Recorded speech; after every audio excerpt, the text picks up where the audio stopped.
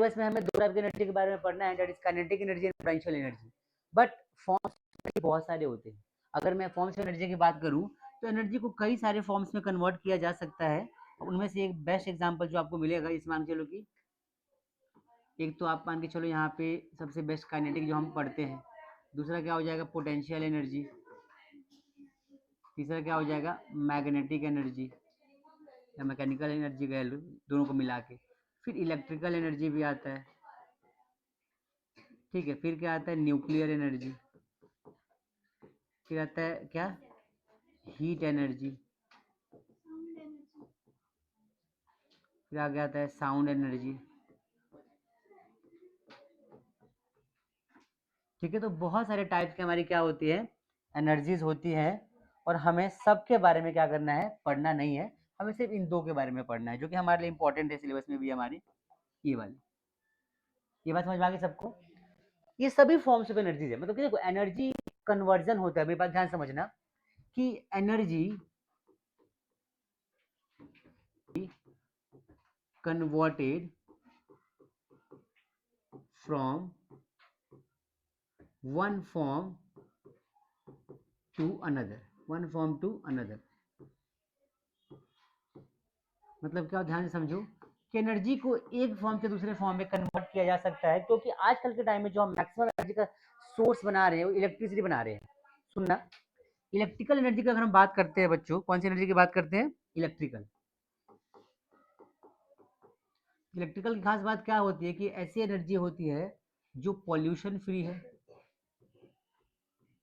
Pollution क्या है free है, साउंड फ्री है, एनवायरमेंट क्या बोलते हैं कि इको फ्रेंडली है, और फ्लेक्सिबल बहुत है। फ्लेक्सिबल का मतलब क्या होता है, जैसे कि करंट तुम्हारे घर के किसी भी कोने में आराम से पहुंच सकते हैं, कार थ्रू लेके चले जाओ। अभी तो आपके घरों में अभी हम जहाँ पे इलेक्ट्रिसिटी फ्लो हो रहा है, क्या कोई साउंड आ रहा है इसका? आ रहा है कोई साउंड? नहीं आ रहा। क्या कोई इससे धुआं निकल रहा है? जब बहुत ओवर होती है कोई चीज़ तो प्रॉब्लम होती है, अलग बात है। फिर क्या नॉर्मल कंडीशन में कुछ हो रहा है ऐसा? ना साउंड है, ना नॉइज है, ना पोल्यूशन है। सो बेसिकली इलेक्ट्रिकल एनर्जी कह लो, इलेक्ट्रिकल एनर्जी इको फ्रेंडली। पहला एडवांटेज हमारा ये होता है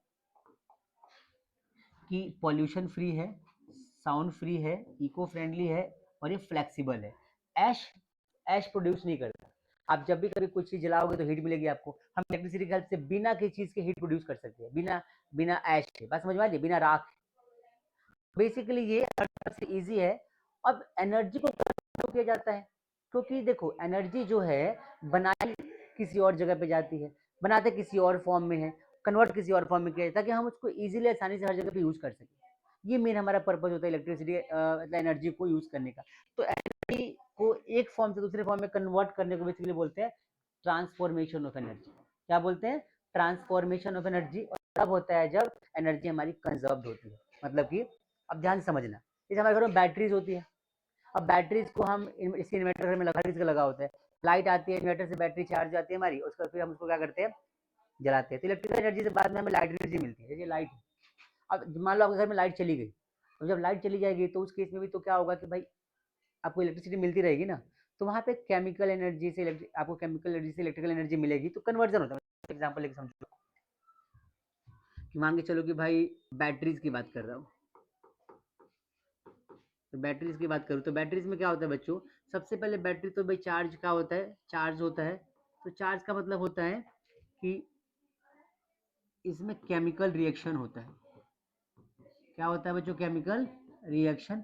अब केमिकल रिएक्शन होता है तो बेसिकली यहाँ पे केमिकल एनर्जी क्रिएट होती है, केमिकल एनर्जी क्रिएट होती है, और इस केमिकल एनर्जी से फिर क्या बनाया जाता है इलेक्ट्रिकल एनर्जी, इलेक्ट्रिकल एनर्जी बनाई जाती है।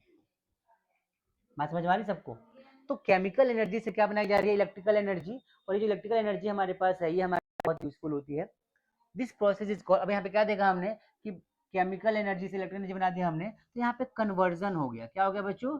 कन्वर्जन हो गया किसका? एनर्जी का।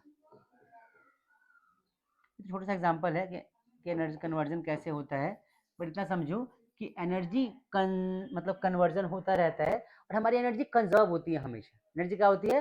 कंजर्व होती है। देखो एनर्जी जो हमारी है टोटल एनर्जी जो होती है बच्चों, क्या होती है? Total energy is equal to sum of kinetic energy plus में पोटेंशियल एनर्जी को हम कंसीडर करते हैं, और इसी को बोलते हैं मैकेनिकल एनर्जी। क्या बोलते हैं? Mechanical energy. तो काइनेटिक प्लस पोटेंशियल के मिलने से बनता है बच्चों। अब यहाँ पे खास बात क्या है कि टोटल एनर्जी जो हमारे पास है is always conserved, always conserved. मतलब क्या होता है कि टोटल एनर्जी हमेशा क्या होती है? कंजर्व्ड होती है। अभी से 1000 साल पहले जो हमारे यूनिवर्स में जितनी एनर्जी होगी ना, अभी भी उतनी ही एनर्जी हमारी यूनिवर्स में है, ये कभी खत्म नहीं होती। होता क्या है? कन्वर्जन, एक फॉर्म से दूसरे फॉर्म में। अब यहाँ पे क्वेश्चन बनता है एग्जाम में कई बार तरीके से, एक बहुत बार एग्जाम में यहाँ पे इंटरेस्टिंग क्वेश्चन बनता है। क्या बनता है? सुनना ध्यान से, क्या क्वेश्चन बनता है बच्चों? तो क्वेश्चन ये बनता है, if energy is conserved,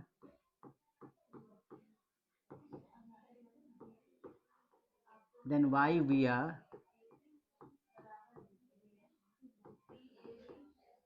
looking for alternate source of energy। Exam में कई बार क्वेश्चन है क्या कि if energy is conserved then why we are looking for alternate source of energy.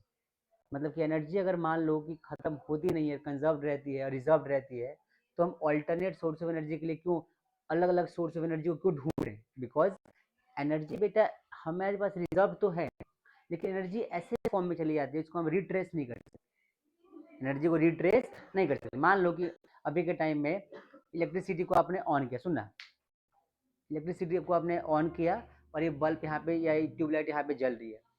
अब ट्यूबलाइट जलने के बाद कुछ समय बाद क्या दोबारा इसके रोशनी से तुम लाइट बना सकते हो? सोचो, क्या दोबारा जो लाइट की इंटेंसिटी है, जो लाइट हमें मिल रही है, इस लाइट को क्या हम कलेक्ट कर सकते? नहीं कर सकते। तो ये लाइट हमारी वेस्ट हो गई, एक ऐसे फॉर्म में चली गई जिस फॉर्म को रिट्रेस नहीं कर सकते। तो इसीलिए it is important to conserve our energy and total energy is always conserve. आई बात समझ में? नहीं आई बात समझ में? तो ये मतलब होता है क्या कि total energy is conserve. Total energy जो हमारी होती है, मैकेनिकल एनर्जी की बात करते हैं, तो मैकेनिकल एनर्जी हमारी होती है काइनेटिक प्लस पोटेंशियल के सम का। सुना पूरी बात, काइनेटिक और पोटेंशियल की जो एनर्जी होती है सम होती है। तो इस पे एक लॉ बना है, लॉ क्या है हमारा वो जान लो आप। लॉ कहता है टू, इसको बोलते हैं इसको तो लॉ ऑफ कंजर्वेशन एनर्जी बोलते हैं। क्या बोलते हैं बच्चों? Law of conservation of energy, conservation of energy. इसका मतलब क्या होता है, ध्यान से समझो कि according to this law, according to this law total energy,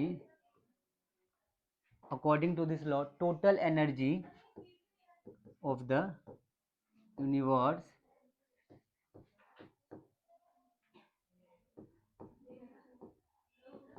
is conserved and it can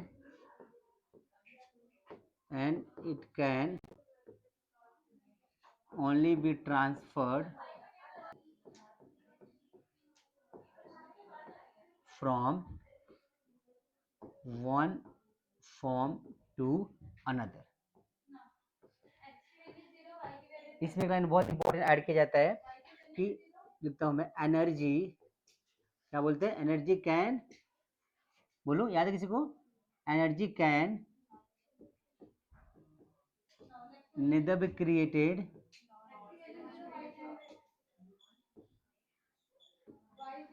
nor be destroyed। ये बहुत इंपॉर्टेंट स्टेटमेंट है कि एनर्जी को ना तो हम क्रिएट कर सकते हैं ना डिस्ट्रॉय कर सकते हैं, हाँ, but energy can be convert from one form to another. This is called law of conservation of energy. आई बात समझ में?